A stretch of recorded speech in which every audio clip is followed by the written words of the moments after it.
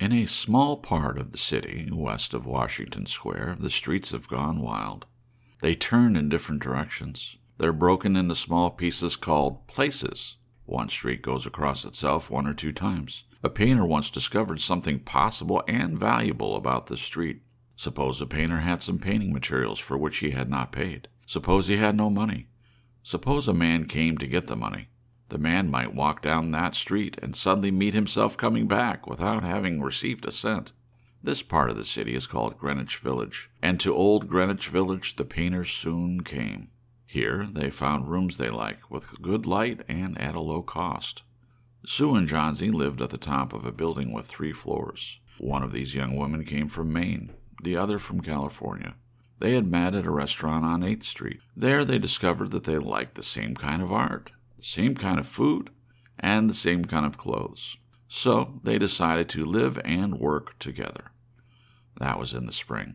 Toward winter, a cold stranger entered Greenwich Village. No one could see him. He walked around touching one person here and another there with his icy fingers.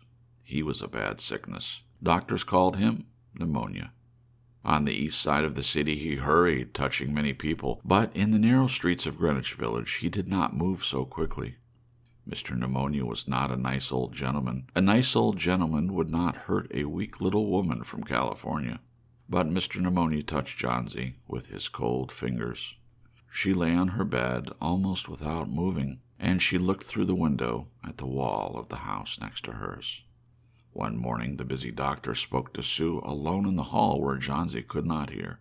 "She has a very small chance," he said. "She has a chance if she wants to live. If people don't want to live, I can't do much for them. Your little lady has decided that she's not going to get well. Is there something that is troubling her?" "She always wanted to go to Italy and paint a picture of the Bay of Naples," said Sue. "Paint? Not paint. Is there anything worth being troubled about? A man." "A man?" said Sue. "Is a man worth—" "No, doctor, there is not a man."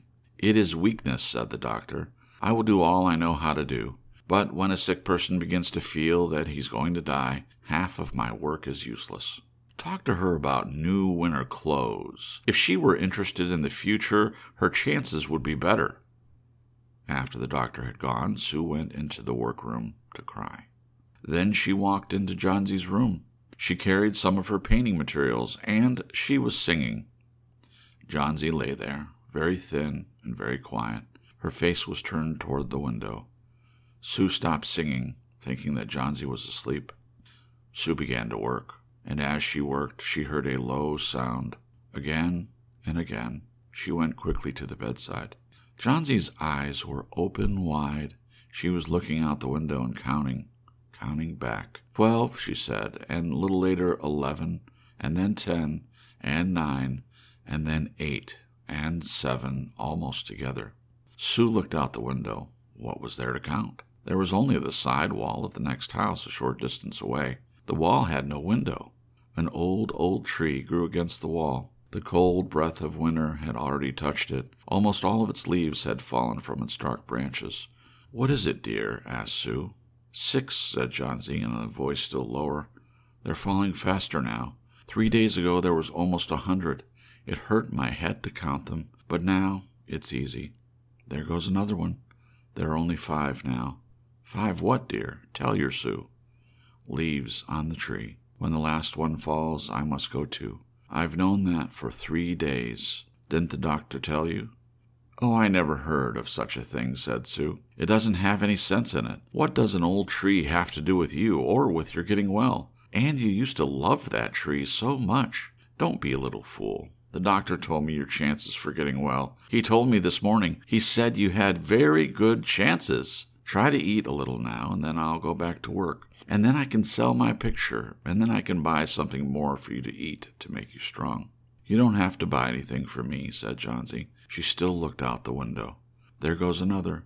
No, I don't want anything to eat. Now there are 4. I want to see the last one fall before night. Then I'll go too."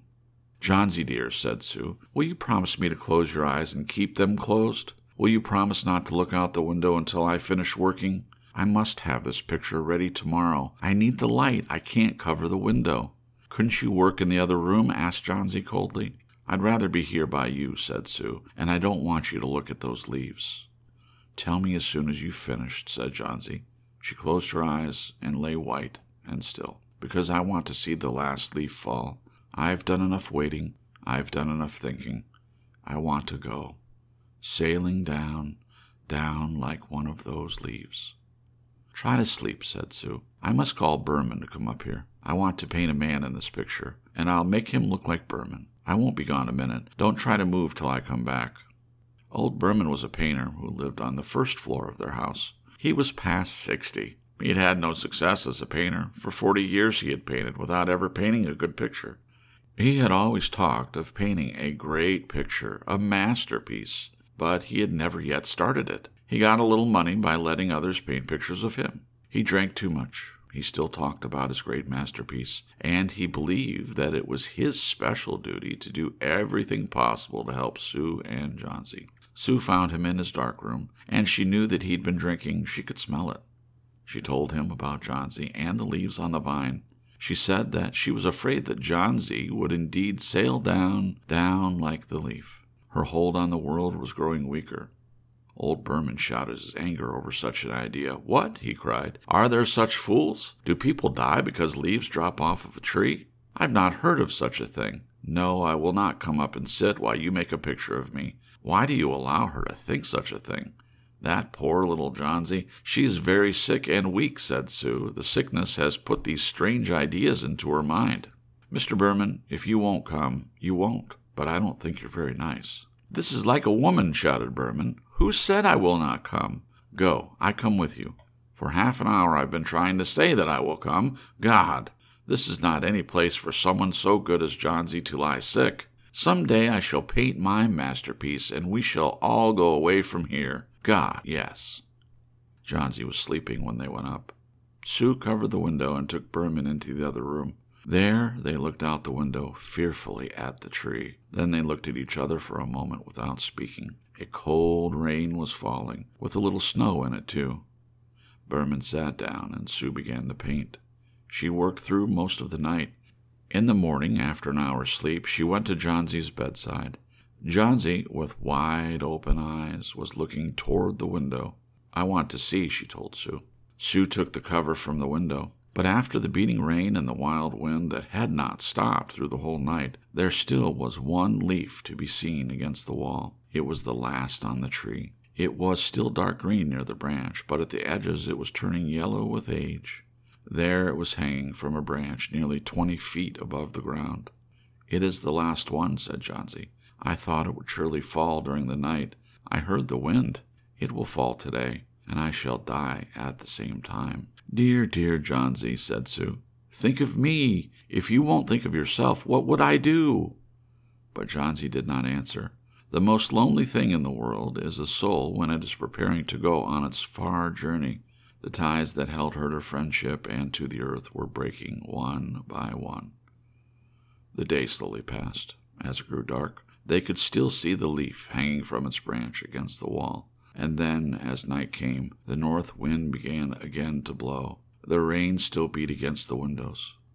When it was light enough the next morning, Johnsy again commanded that she be allowed to see. The leaf was still there. Johnsy lay for a long time looking at it, and then she called to Sue, who was cooking something for her to eat. I've been a bad girl, Sue, said Johnsy. Something has made that last leaf stay there to show me how bad I was. It is wrong to want to die. I'll try to eat now, but first bring me a looking glass so that I can see myself, and then I'll sit up and watch you cook. An hour later, she said, Sue, someday I hope to paint the Bay of Naples. The doctor came in the afternoon. She followed him into the hall outside Johnsy's room to talk to him. The chances are good, said the doctor. He took Sue's thin, shaking hand in his. Give her good care, and she'll get well. And now I must see another sick person in the house. His name is Berman, a painter, I believe. Pneumonia, too. Mike is an old, weak man, and he is very ill. There's no hope for him. But we can take him to the hospital today. We'll make it as easy on him as we can. The next day the doctor said to Sue, She's safe. You've done it. Food and care now, that's all. And that afternoon Sue came to the bed where Johnsy lay. She put one arm around her. "I have something to tell you," she said. "Mr. Berman died of pneumonia today in the hospital. He was ill only 2 days. Someone found him in the morning of the first day in his room. He was helpless with pain. His shoes and his clothes were wet and as cold as ice.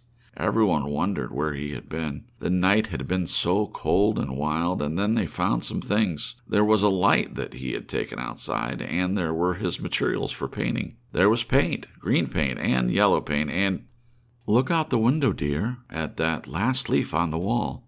Didn't you wonder why it never moved when the wind was blowing? Oh, my dear, it is Berman's great masterpiece. He painted it there the night that the last leaf fell."